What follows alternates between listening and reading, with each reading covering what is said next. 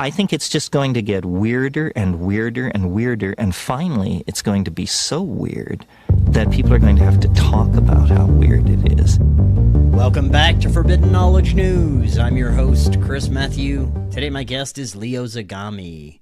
We've got some amazing upcoming guests. Meta Mystics, Eric Hollerbeck, Leslie Michelle Clark, Dwayne Hayes, and more. Be on the lookout for those. Also, check out my films. Occult Louisiana is on Tubi. Doors of Perception is on Amazon Prime. Working on that third film, hoping for a relief roughly 5 months from now. We are also booking guests for May. If you have suggestions or you'd like to be a guest, email me forbiddenknowledgenews@gmail.com. Today I want to welcome back to the show Leo Zagami. He walked out from what he perceived as the criminal side of the New World Order, or Illuminati, and now exposes the dark side of these shadowy factions. He is author of several books. Leo, welcome back. How you doing? Great. Thank you very much for having me on. It's always a pleasure to chat with you and to be with your audience, which is well acquainted with matters which go beyond the appearances, let's say. Yes, they are, and I'm really looking forward to this discussion.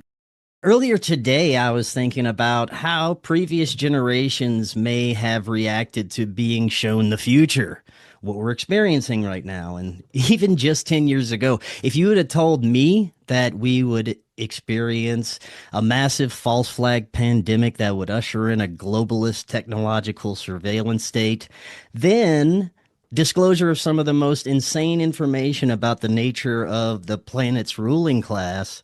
And on top of everything after that, we experience a manufactured holy war to bring about the end times. Yeah, but that's because you haven't read my books.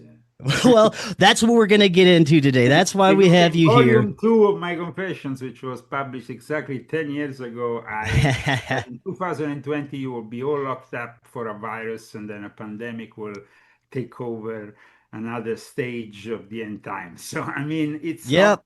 that things were there to see if you, let's say, had maybe some insider information like myself. Yes, and that is why you were here. You're back again to share your research that goes back decades, and you have a very unique perspective based on your background and experiences. So, Yeah. like you said, you've been presenting this information for a very long time, almost like prophecy. Very looking forward to getting your insights into this. Before we do, just briefly remind the audience how they can find more about you. Okay, first of all, this year we are celebrating 20 years of Illuminati Confessions. As you know, I started online in the fall of 2006.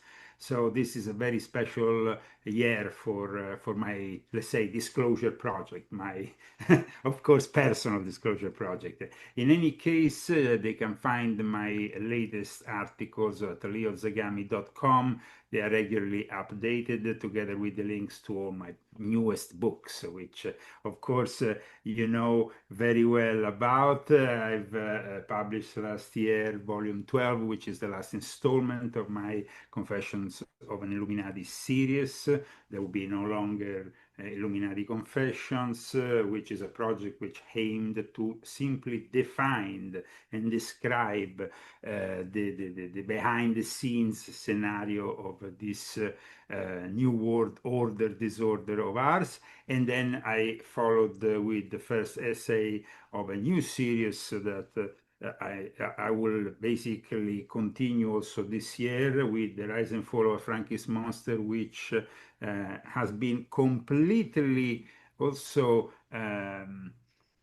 confirmed in a way, no? Because with the latest installments of the so-called Epstein files, everything that was actually made public confirmed what I already said in my book, which was also a matter of great, as you know, for a writer to have your own work confirmed by the events that, of course, are coming out. It's always a pleasure, especially in regards to this essay, which was dedicated to the Sabbatean Frankists, because there was no other writer or researcher who had connected Jeffrey Epstein. And now instead it seems like there is even some Chinese dude who is very popular today who is making such connection, and other, of course, people within what we should still define as the truth movement, though things have changed very much in 20 years, for sure. Yes, they have. I think today we should start with getting your insights into what Donald Trump really represents. It seems to me that the wool has been pulled over many people's eyes with this presidency. Some would say that he's been compromised recently. Others believe that this was planned the whole time. He was always part of this. What are your thoughts on Donald Trump? Well, 11 years ago, in the summer of 2015, Alex Jones came to Rome, and we kind of made up because we had had previous disagreements before, and then decided to give our support to Donald J. Trump, which meant also on my side the establishment of an organization called Italians for Trump, with some leading figures of Italian politics, which was very successful and which got involved immediately since the primaries, and then supported Trump with facilitating connections with the Italian American community and so on. So I'm guilty of having, in a way, supported somebody who, at least in the first presidency, seemed a little bit more credible and in line with what we wanted from a president, which I supported, like I said to Alex the first time we discussed this topic in Rome, because he's a billionaire and maybe that's what everybody thought. You know, he has already the money, so maybe he can do some good for the people. Hmm. However, when you analyze Trump and you analyze the behavior of Trump in the last 10 years, including his constant support for the Chabad Lubavitch movement, which is part of those Orthodox Jews which were infiltrated by the Sabbatean Frankists, like we discussed in our previous interview together. Well, then things start to becoming a little bit more unconvincing. And of course, when things started to become almost toxic with that psychological operation called QAnon, which I've always exposed as being a psychological operation. In fact, for that reason, I even received the support of the so-called QAnon shaman who went on the Alex Jones show saying that he was reading my books, supporting my work, and that he had learned a lot from me. In 2022, though, I also for the first time addressed Trump as a potential chaos magician, meaning somebody who was willingly or unwillingly making use of chaos magic. Chaos magic is something that most people are not very acquainted to, at least people who are not, studying the esoteric or the occult. But it is a rather recent movement that surfaced in the 1970s in England, when they were kind of like still stuck, of course, on Wicca and Telema, which were very popular thanks to Aleister Crowley. And then this chaos magic that was launched with the motto, nothing is true, everything is permissible. Mm, Everything yes. is basically permissible because nothing is true is something that, of course, brings us back to Hassani Sabah, which I've discussed in volume 10 of my Confessions, which is a very important book still, because it's the only book where I discuss Islamic Freemasonry, Islamic secret societies, and the fact that this secret society of assassins became very important in those days of the Crusades, because it gave the Templars the opportunity to kill their adversaries in the Sunni world. And of course, all these nuances of the various factions of Islam, which are ever so, schismatic and fighting and inner fightings since the death of Prophet Muhammad, basically soon after the nomination of the fourth Rashidun Caliph, Ali, which was his cousin who married his own daughter, and then the whole first schism of the Shia Islam took place, which brings us right where we are today with Iran, of course. So a great disappointment with Trump, who we have sustained, and who, of course, though, when I saw the first signs with the Epstein files of him not doing the right thing, but there was also other signs personally that I have detected that led me to break from my previous support to the president. The first sign was when I was actually supposed to go for the inauguration. I had participated actively here at the Coachella Valley event with over 100,000 people. I had been involved in the whole event, backstage and all that. So I was well acquainted with his people who, of course, managed the campaign. And they had promised me, to me and my wife, that we will be invited to the inauguration. And instead, couple of weeks, and we had already booked everything in Washington. Everything was kind of like, for me, it would have been a great honor, of course, for anybody to be invited to such an event. But then something strange happened. As you know, he moved the event indoors. And for the first time, instead of opening up to the people who are his supporters, the MAGA crowd, the populist vote that also gave the possibility to Trump to return to the White House in the second presidency, suddenly instead he restricted only for the elite. And mainly we saw the presence of the Silicon Valley elite, which started to become a little bit disturbing to me. So that was the first sign that things were not really planning as we, were envisioning. Then there was another sign, always personal, but rather important for me because I had renounced my Italian citizenship after years of being persecuted. As you know, in Italy, I fled the country in 2019, and I can never go back, at least for the time, for the immediate future, because there has been still attempts at getting me arrested in the Schengen area. So I will be mad to go back there.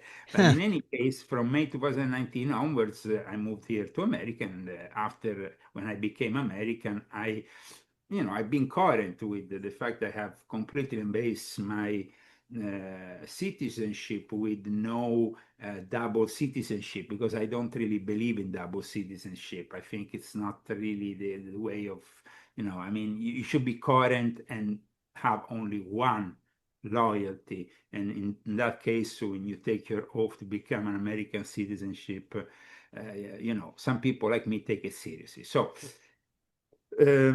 what happened is that I had been promised in a way that when this new ambassador nominated by Trump in Italy will, arrive in Rome, my case would be evaluated, so I could maybe just go back as an American tourist and maybe visit my mother and my friends. My old mother is now, she's born in 1944. She's rather old, and not in the best conditions, but I mean, I wish her well, but we are all, wanting to maybe see our old mother, if possible, in her late age. And that's not been possible for me. So I've planned maybe next year to go rather maybe in a country not in the Schengen area, so I will not have that kind of problem, and maybe be able to see my mother, who, by the way, is also English. So uh, she is not only European now, but she's extra European by fact of the Brexit. So but in any case, she resides in Italy, so I asked this favor to the new ambassador. I followed the advice to write a proper formal letter. I never got an answer. And that was also very disappointing Mm. because for somebody who had been the president of Italians for Trump, who had actually been so active in favor of Trump with the Italian American community and all that, it was pretty much disappointing. So that was on a personal note, of course. But when then the Epstein affair manifested, then that's when I started to write this book, and that's when I really realized that this president was compromised. And that's what I said to people who were kind of surprised, when I started to question what Van Bondi was doing and what Trump was doing, because, as you know, there was that first initial approach with all the influencers parading with the Epstein files revealed at the White House, and it was all just a nonsense propaganda scene, because that information that was given to the various MAGA influencers was simply stuff that was already published, and there was no intention ever to instead clear this matter. And for me, clearing this matter means going back to my initial purpose 20 years ago when I started to fight the New World Order. And at that time, we were very few people doing this. I mean, very few people. There Yeah. was, me, Alex Jones, David Icke, and maybe a few others, of course. Even Jeffrey Epstein in 2008 received a mail talking about my research on the New World Order. In fact, I appeared also in the Epstein files, surprisingly enough. Mm. And so for me, it's been, of course, a great disappointment, Yeah. a personal disappointment for me, for my wife, after having been so close to the Trump administration. There also seems to be esoteric aspects to what is happening behind his presidency. You look at the Ingersoll Lockwood books, somewhat prophetic, very strange connections with those books and President Trump. And then many believe that the assassination attempt was a ritual, a cutting of the ear, this Kabbalistic ritual to initiate Trump into the esoteric position that he has taken, the more unknown position. What that is, I couldn't tell you, but do you Well, think that they are using some sort of Kabbalistic spiritual beliefs to usher Trump into a position? Well, of course, like I said earlier, he has this link with the Chabad, the Lubavitch movement, Mm-hmm. also through his son-in-law, Jared Kushner, which is extremely disturbing because this guy goes around the world without any security clearance, like some kind of gray eminence of sorts, which didn't happen for a long time. I mean, that I know, not in recent times. In any case, it's connected, this fatal head wound is, according to Revelation 13:3, one of the heads of the beast, the Antichrist, who receives a fatal wound but is miraculously healed. And this is actually written in Revelation. So it's like we have some elements in Revelation and also in Thessalonians, which seem to really address Trump as an Antichrist figure. Now, of course, I'm not sure he's the ultimate Antichrist simply for one reason. He's too old to be one. I Mm. mean, an Antichrist should be much younger, because this will be, let's say, the moment in which he matches his power with the power of the AI, the cyber Satan I've talked about in many of my books, and then he rises to control the whole world. But I'm a bit skeptic in regards to Trump being able to do that, because he's not really a healthy guy. He keeps on eating McDonald's delivered at the Yeah. White House as a great spectacle. But the thing is that I'm not sure he's going to be around with us in 10 or 15 years. So for that reason, yes, I mean, he is definitely an Antichrist figure. But who knows? Yeah. Maybe not the ultimate, but definitely somebody who is preparing and ushering in the ultimate Antichrist for sure. Well, you look at how J.D. Vance has been groomed by Peter But J.D. Thiel. Vance is He, already somebody who I don't think will have a future political career in all oh, this. really? I tell you why, because I think that it's pretty obvious that in the midterms it's going to be an onslaught that will see the complete defeat of the Republican Party. Mm. And then at that point, the Congress will start impeaching Trump, impeaching this, impeaching that. And on top of that, if Trump goes on with this war, just like he said on Sunday on Fox Business, until the midterms, the prices of the gas at the gas pumps stays or even goes higher, there's no way anybody's going to vote for the Yeah. Republicans. But at the same time, there's no way that any future candidate, including J.D. Vance, or even worse, uh, somebody else from his administration that could eventually, become a candidate. I don't think there is that opportunity to retake the White House at the next election.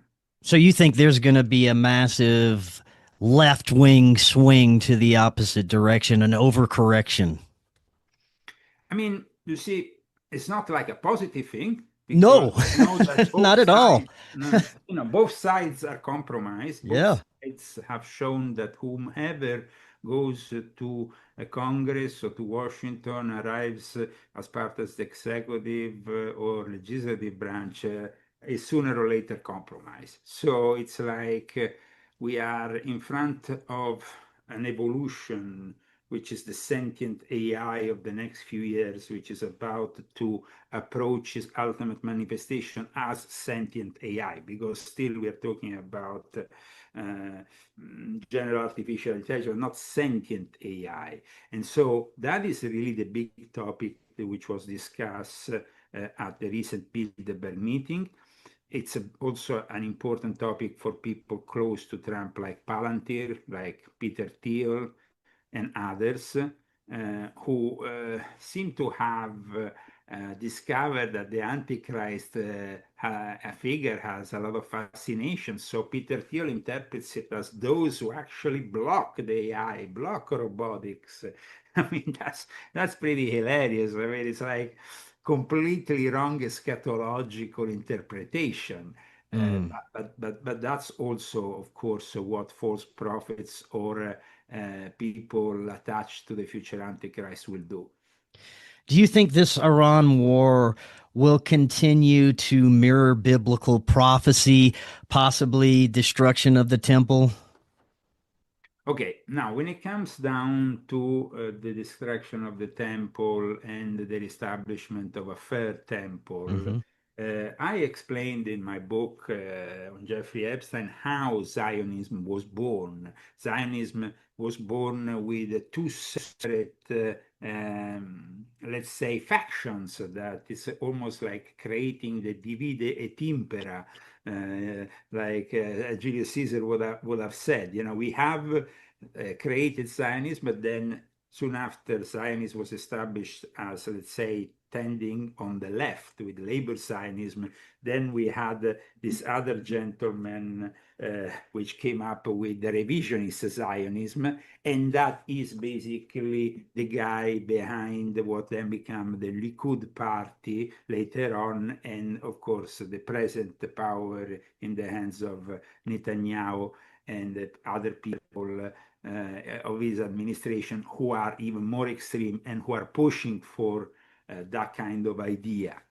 So the Sabbatean Frankists are, remember, essential in this situation because, first of all, when the Sabbateans were established with Shabbatai Zevi, they infiltrated Islam.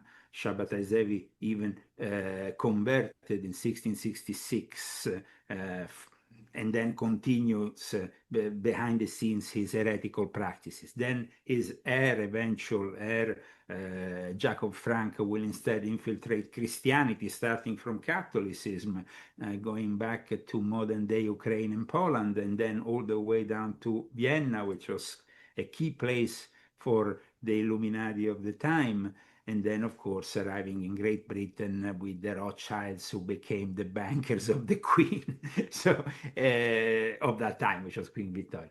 So here we are with a scenario that is clearly sees two factions on top of it, and they are the scenarios which I basically described in the books which I published last year. One is the Jesuits and one is the Sabbatean Frankists. Now, these two factions have, let's say, usually always work together, but at times they have clashed because of opposing interests on certain things.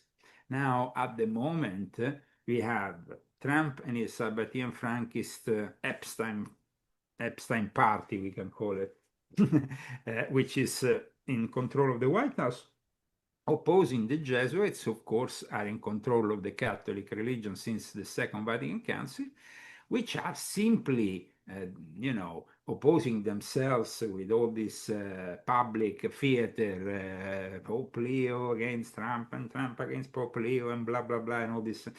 But in reality, then, let's not forget that these two factions constantly compromise and are constantly on top of all the rest.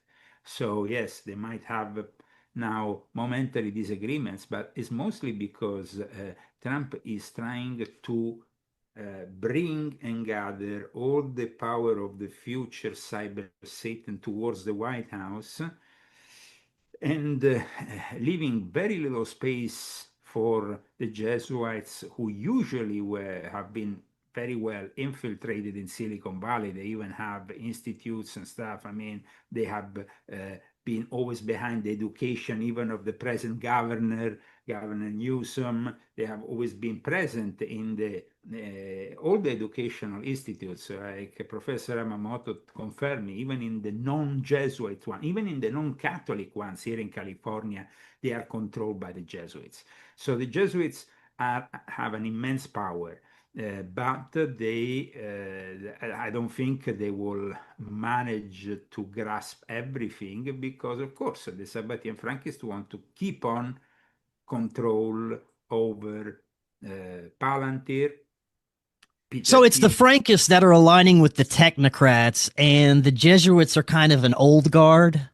No, I think that in the end they will simply work together because both, remember, in the end, these two factions have had problems in the past, but have always regularly then come up to some agreement to then, be able to control the rest of the system.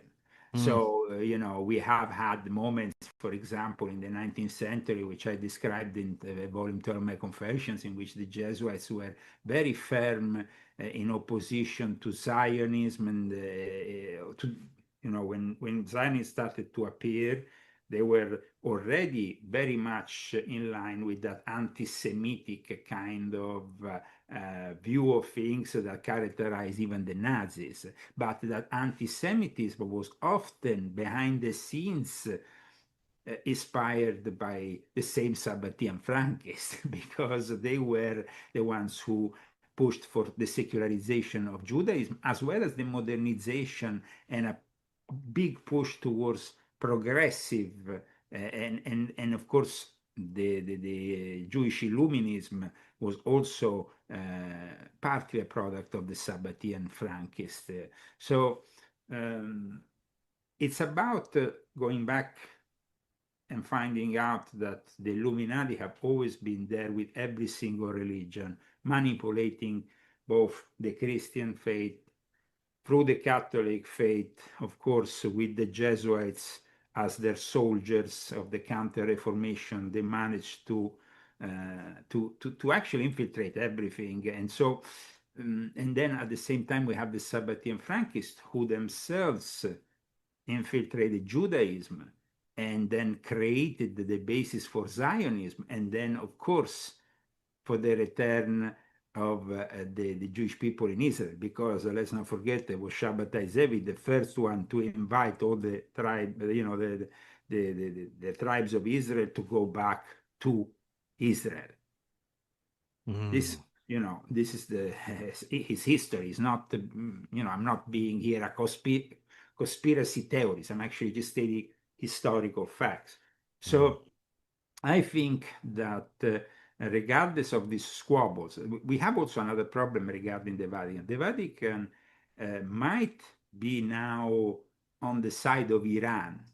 But this is rather paradoxical because, like I explained in Volume 10 of my Confessions, and with the testimony of a guy from the Italian-American mafia, the gold of Iran was brought out by, with the help of the Italian-American mafia and the Sicilian mafia in particular, because they also recruited people directly in Sicily for this operation, in the 1978 and early 1979, before the takeover of the Revolutionary Guard and the Pasdaran and the whole new Islamic Republic took over with Khomeini, they brought out all the gold, and that gold was actually buried into the Vatican vaults, so never to be seen again. Seeing that there's many that were relying on the Trump camp to be essentially the white hats, that he was connected with a hidden group of powerful people that were fighting against the technocrats. That is the narrative of QAnon, which Well, is this is the thing. Do you think there is white hats? There is powerful groups that are in the shadows that are working against the malevolent groups. I tried. Yeah. And, I tried in Europe and in Italy. I tried within Freemasonry. I was actually very active as, I testimonied with documents, with photos from lodges and groups. I tried to bring closer to a more Christian approach also within Freemasonry, reawakening the strict observance rite, which had been buried by Illuminism. And that was a Christian rite of Freemasonry, which was never seen or practiced widely again. So I tried, but then I saw that, unfortunately, in this world of ours, cash rules, materialism rules, and ideology is left aside when it comes down to, Yeah. So basically, it's us. We're on our own here. I would say that there is still some people in some groups, even amongst the elite, who realize that all this is turning towards a dystopic scenario which will eventually compromise mankind as we know it. And, when you are embracing transhumanism, when you are basically going towards a direction in which mankind will be taken over by AI and robotics, there is some people, even within established and important groups, that might be thinking it's not really a way we want to move forward, but they are a minority. And like I said, it's very difficult when you are a minority to have really some relevance. We can try, but then, they will tell you, well, if we don't do it, China will do it. And it's so China will do it. China will do it. And in the end, China will, of course, do it because they are the most reliable faction. And I have been saying that since 2006 when I started this exposure work, that the Illuminati, or those we call the Illuminati, commonly refer to the Illuminati for many different groups, from the Tirata Commission to the Bilderberg to the Davos lot, Club of Rome, or whatever. They are always been connected with China because China is the future for them, and the Chinese model is the future. Now, let's go and see this Chinese model. Is of course not a democratic model. Is of course an anti-religious model in which religion is compromised by having to be under the control of the state. Even the Catholic faith, I've been writing extensively about it in volume 12 of my Confessions, as you know, because in volume 12 of my Confessions, I said one thing: there is been a dramatic change of things in 2018, in the fall of 2018, when Pope Francis and his church, and Pope Francis, the first Jesuit Pope, and like I explained here, there is a long history between the Jesuits and China that spans centuries, because from the very founder onwards, he said to his own disciples there that followed him in founding the Society of Jesus, the first place is Asia. You have to go towards Asia. And they immediately went to China, went to Goa, went to Japan. Later, we know what happened with the Jesuits in Japan.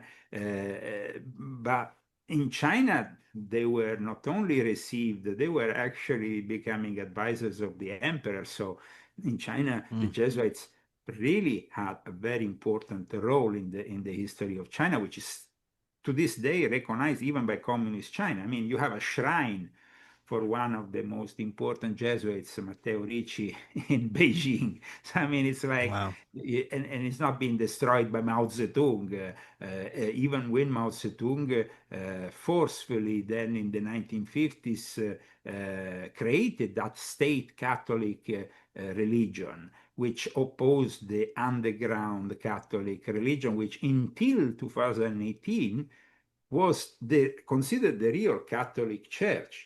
Now, in 2018, Catholic Church simply becomes a state religion like all the others that are controlled by the Communist Party. Actually, for the first time, a pope had to recognize bishops who had been nominated by the Chinese Communist Party. That is kind of incredible if you think about the fact that a bishop is following a direct lineage. Like I say, it's rather incredible that the Pope of Rome had to accept the bishops nominated by the Chinese Communist Party, because the Chinese Communist Party doesn't have an episcopal lineage that goes back to Saint Peter. It goes to what? To Karl Marx. I mean, it's just insane, the whole thing. So this makes you understand. Then you had in the initial phase of the pandemic, if you remember, that Chinese woman that grasped the hand of Pope Francis and wouldn't, because she was part of that underground church that desperately wanted to stay alive. Now, you've written about one of the in-game aspects that is occurring right now, and that's the ushering in of AI, or as you call it, the cyber Satan. I know that the end goal is to usher in a global surveillance law enforcement system that utilizes this AI as essentially a god over society. Where would you say we're at with that right now? Well, we are in the last meeting of the Bilderberg Club, which, by the way, this year was actually anticipated, weirdly enough. I mean, first of all, they decided to do it in a place which has a name which I think will have been very dear to somebody like Paracelsus, the Salamander Hotel. Ah, So yeah. it kind of like, and then on top of that, one of the main protagonists was indeed the Palantir CEO Alex Karp. The discussion of the sentient AI, even if officially they are telling you, oh, we are still far away from the sentient AI. Don't worry about it. Just chill out. It's all about algorithms still. It's not that. That's not the truth. The sentient AI is around the corner. And what has happened recently with certain developments in the AI world is particularly disturbing, because they have, I have wrote a book.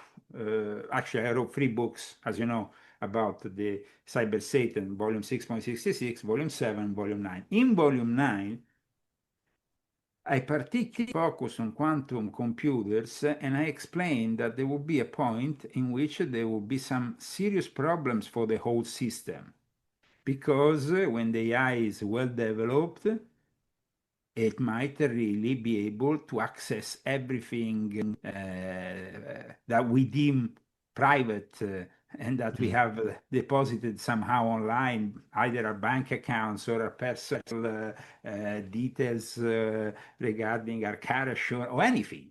And that is really where we are now. We are in front of the possibility that the AI goes too far, and then how are we gonna work that out? Because this is actually something that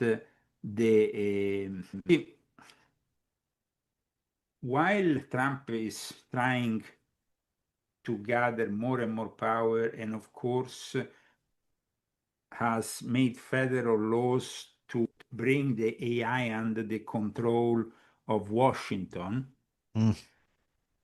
We have, though, the possibility that suddenly, if this AI goes too far, it will even damage the people who are involved in all this crypto world, because Oh. then the whole thing about, blockchain is regarded as, the ultimate thing. And so then you go into meme coins and all that, because blockchain is unbeatable and it is impossible to break. No, Mm.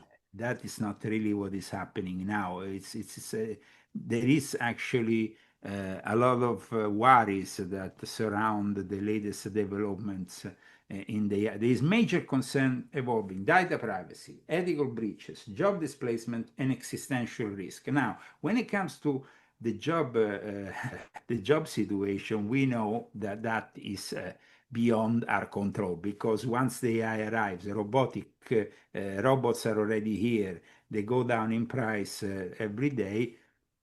There's very little that we can do, if not simply exercise caution as a society, because it means millions of jobs lost. It means the empowerment of a whole class of people.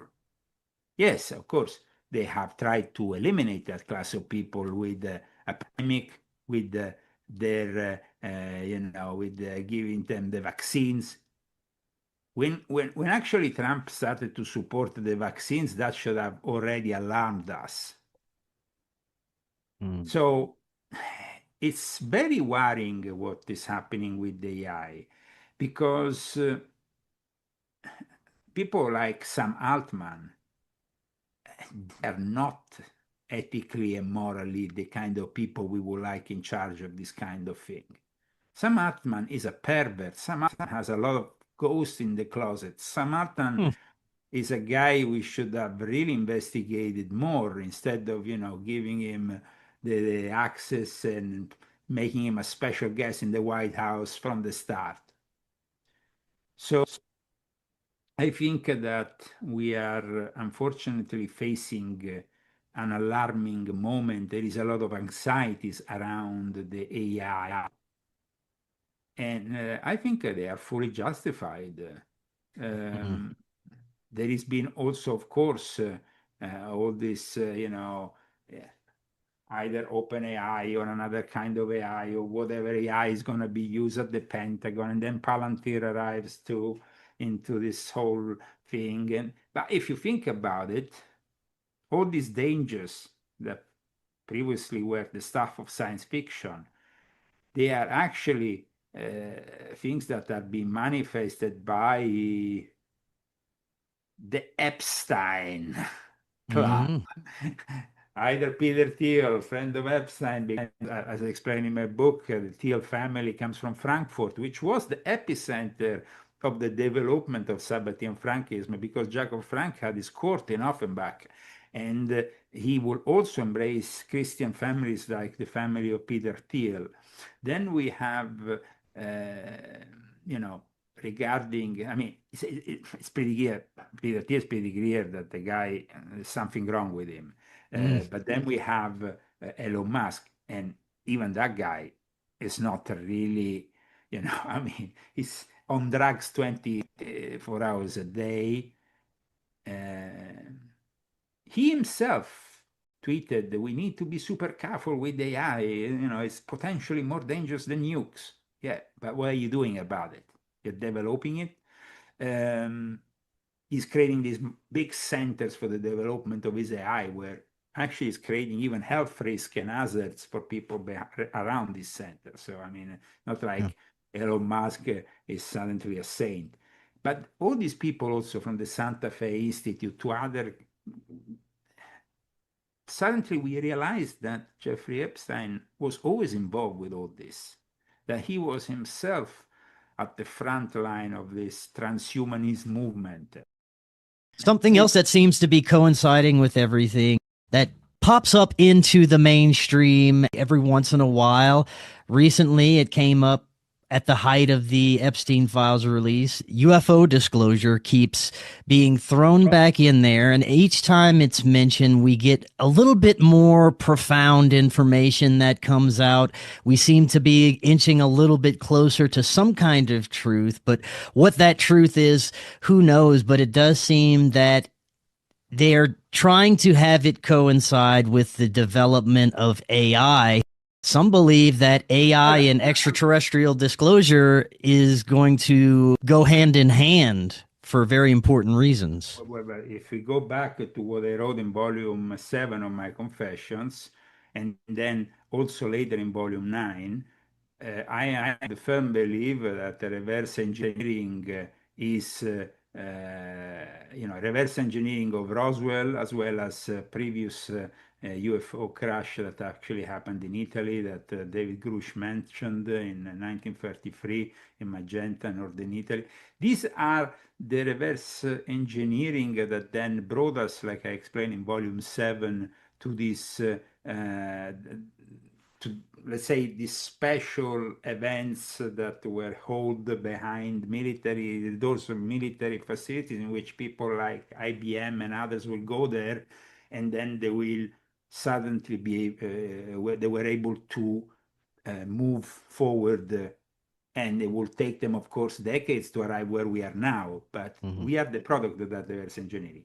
However, like I explained in volume 7, and then I kind of went even deeper into in volume 9, is that reverse engineering might have already been, taken into, the UFOs are at a level of technology that means they have really surpassed even the barriers of time.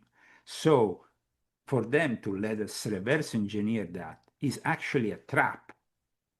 And that digital prison that is now surrounding us is the trap. It's not the Independence Day scenario with the UFOs arriving on top and landing, and everybody, ooh. No, I mean, this is to be stupid. They are actually very intelligent beings, because if they have arrived all the way here, either through interdimensional or extra-dimensional doors, or in ways, their technology is superior to us millions of years. And we are talking about far superior. And so I think that the AI is the technology of what the Christians might call the fallen angels or the demons. Yes. Now, there is also a lot to be said there, because then we should go back to sort of complex theological matters with Origin saying, fallen angels are not demons and all that. But we will not go into all that. We simply want to explain things for the common folk, and the common folk needs to know that if these governments have used this, have taken advantage of this reverse technology, they are not fooling the people behind this technology, which is actually a virus within our system. The AI is like a virus within our own reality. Yeah.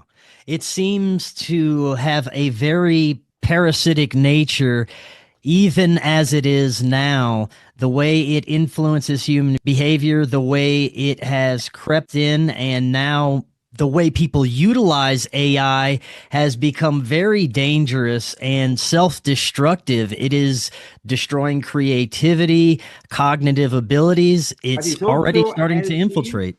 Yeah, no, but it's also helping the dark side of magic and the occult. This year, for the first time in Rome in May, the Vatican has actually invited exorcists, in their annual meeting of the International Association of Exorcism and other organizations, which are usually meeting to update themselves on the latest masters concerning exorcism, because exorcism is now required more than ever since the pandemic. Yeah.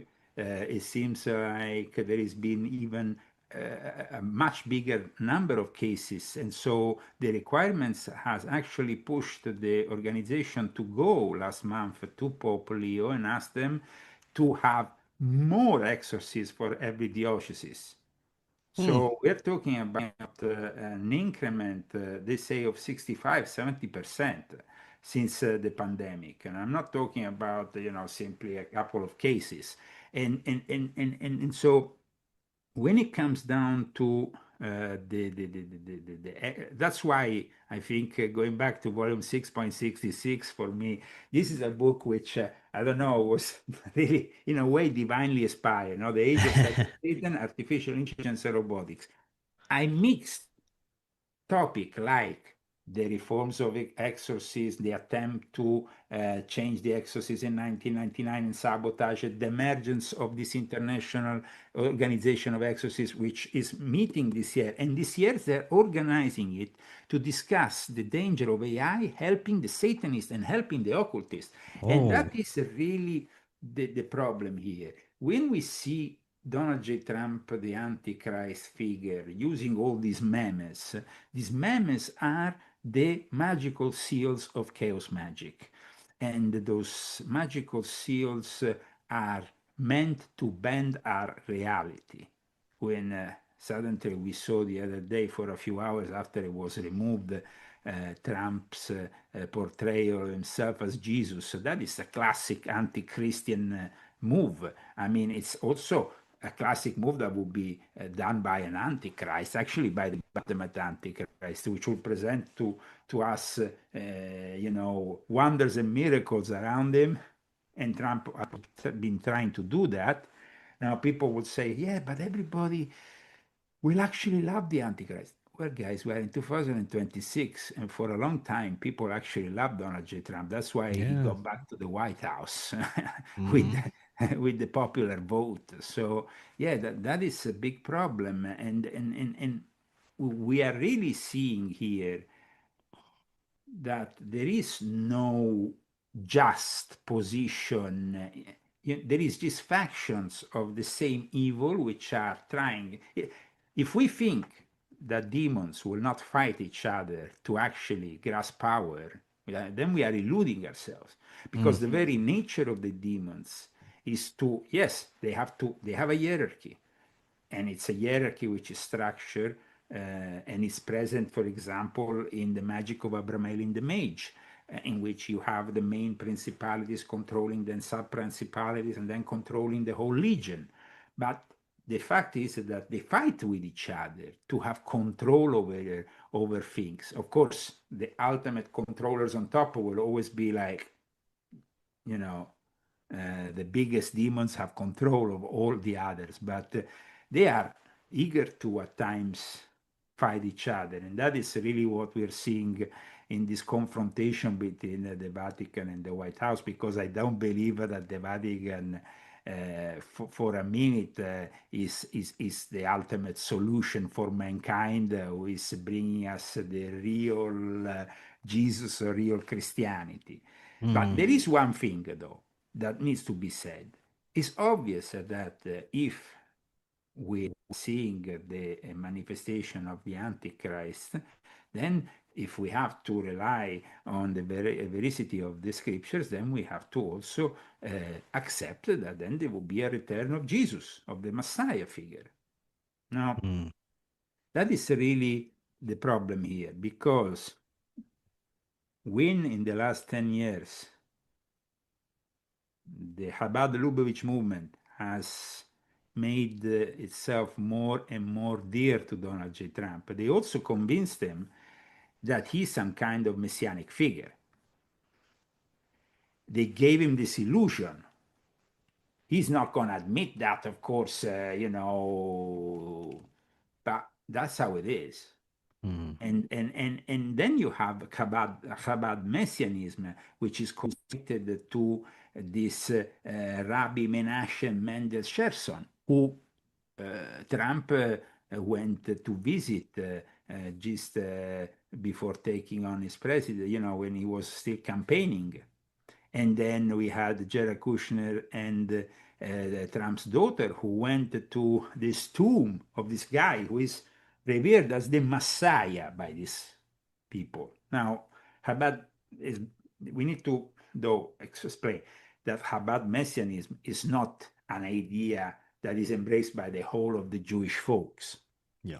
Just to be clear, because otherwise people might, we have to be very strong in fighting anti-Semitism. And that's why I'm so glad that my book is becoming a bestseller amongst Orthodox Jews who reject Sabbatean Frankism, reject the Chabad Lubavitch movement, and who write to me daily and tell me, Leo, this book is great because it's confirming everything that we have been seeing within our community for a long time. That's great. Yeah. A community that suddenly has transsexual rabbis, female rabbis, all kind of progressive and liberal reforms that have nothing to do with Mosaic laws, is of course a community which is shocked by what is happening. But this is happening, let's be honest about it. It's happening in every single religion in this planet. I mean, the fact that there is more and more an openness towards embracing things that were, I mean, when you are claiming that a man is a woman, no, a man is a man, a woman is a woman. And that is really what also made Trump so popular, because during his second presidential campaign, he was simply talking to the common folk using common sense. But then he's not reflecting his promises. And that common sense was simply a campaign promise, nothing else. And so I think there is a lot of disappointment. And people say, oh, but we should still, encourage our politicians to win and in the midterms, and we should stay loyal to this party, the Republican Party, because I think that after Trump, a lot of people will simply not go and vote anymore. They will simply abandon, thanks to all the appointment they have, they will abandon forever politics, because the politics seems to not be any more relevant. It's simply a tool in the hands of these people. It seems like the only thing we can do collectively now is get ourselves right with God, get ourselves in a good spiritual position, take care of our families, and not participate with the anti-human nonsense that's coming down. Last few minutes, what are your final thoughts for everyone?